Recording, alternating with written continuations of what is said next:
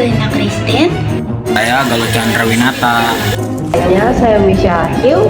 Saya Chef.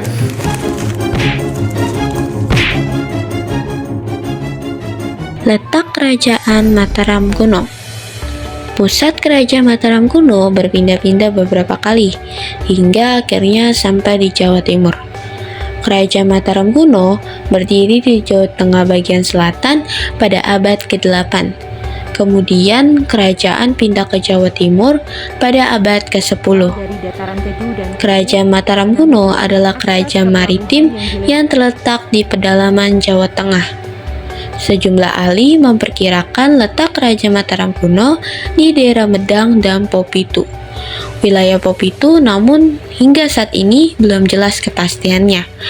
Beberapa catatan sejarah menjelaskan bahwa letak Kerajaan Mataram kuno ditandai dengan lokasi yang dikelilingi pegunungan dan sungai-sungai.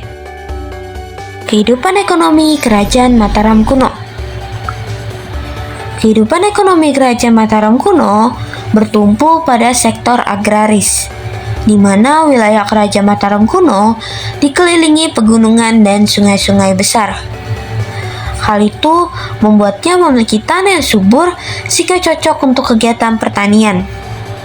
Usaha untuk meningkatkan dan mengembangkan sektor pertanian telah dilakukan sejak masa pemerintahan Rakai Kayuwangi. Nyatanya, selain bertani, mata pencaharian pokok masyarakat Mataram kuno adalah sebagai pedagang dan perajin, di mana pada masa pemerintahan Rakai di abad itu 899 sampai 911, sektor perdagangan mendapatkan perhatian lebih, di mana aktivitas perdagangan dihubungkan melalui Sungai Bengawan Solo, dan Raja Dyabalitung membangun pusat-pusat perdagangan di sekitar Sungai Bengawan Solo. Penduduk Mataram kuno tidak melakukan transaksi perdagangan setiap hari, tetapi hanya di hari-hari pasar yang menjadi hari bertemunya para pedagang dan pembeli. Berdasarkan peninggalan sejarah, para sejarawan menduga bahwa perdagangan tidak hanya dilakukan antar desa atau antar wilayah, tetapi juga dengan pihak asing. Dari prasasti juga diketahui bahwa pedagang asing dari daratan Asia Tenggara dan Cina pernah menetap di Jawa dalam waktu tertentu untuk keperluan dagang. Mereka melakukan transaksi menggunakan uang dari emas dan perak, meski beberapa berita Cina juga menyebut adanya sistem barter. Kehidupan politik Kerajaan Mataram kuno. Istilah Wangsa Sanjaya diperkenalkan oleh sejarawan bernama Dr. Bos dalam karangannya yang berjudul Sriwijaya, The Sailendra Wansa and the Sanjaya Wansa pada tahun 1952. Ia menyebutkan bahwa di Kerajaan Medang terdapat dua dinasti yang berkuasa, yaitu dinasti Sanjaya dan Sailendra. Istilah Wangsa Sanjaya merujuk kepada nama pendiri Kerajaan Medang, yaitu Sanjaya, yang memerintah sekitar tahun 732. Ia merupakan pendiri Kerajaan Mataram kuno.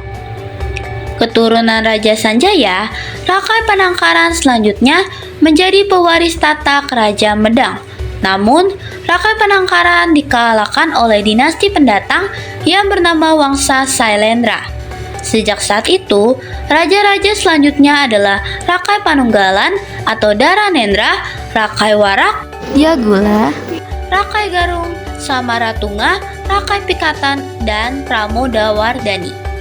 Sejak saat itu, Kerajaan Medang dikuasai oleh Wangsa Sailendra, sampai akhirnya seorang putri mahkota Sailendra yang bernama Pramodawardhani menikah dengan Rakai Pikatan, seorang keturunan Sanjaya pada tahun 840-an.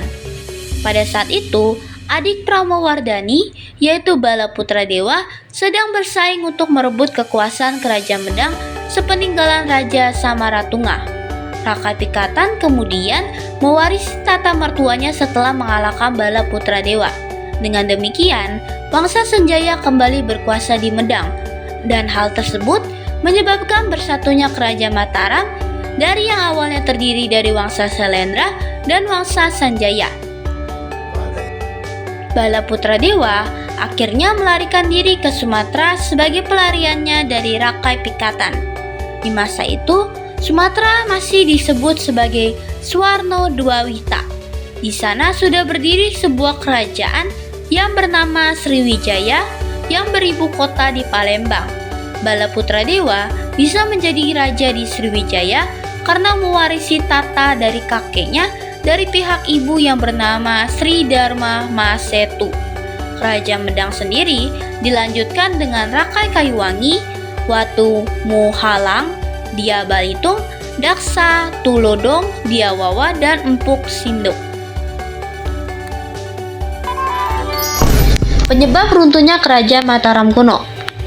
Terdapat sejumlah alasan yang menyebabkan runtuhnya Kerajaan Mataram kuno. Adapun penyebab runtuhnya Kerajaan Mataram kuno adalah 1. Bencana alam. Sebab letak wilayah Kerajaan Mataram kuno berada di dekat Gunung Merapi. Yang kedua adalah perebutan kekuasaan. Penyebab runtuhnya Kerajaan Mataram kuno lainnya adalah karena serangan Kerajaan Sriwijaya. Peninggalan Kerajaan Mataram kuno. Peninggalan Kerajaan Mataram kuno terdapat 2, yaitu prasasti dan candi. Beberapa prasasti penting dari Mataram kuno antara lain: pertama, prasasti Canggal. Yang kedua adalah prasasti Kalasan. Yang ketiga adalah prasasti Manti Asi. Selanjutnya, saya akan membahas tentang candi. Beberapa candi peninggalan Mataram kuno adalah 1. Candi Borobudur. Yang kedua adalah Candi Prambanan. Yang ketiga adalah Candi Suwu. Yang keempat adalah Candi Mendut, Candi Pawon.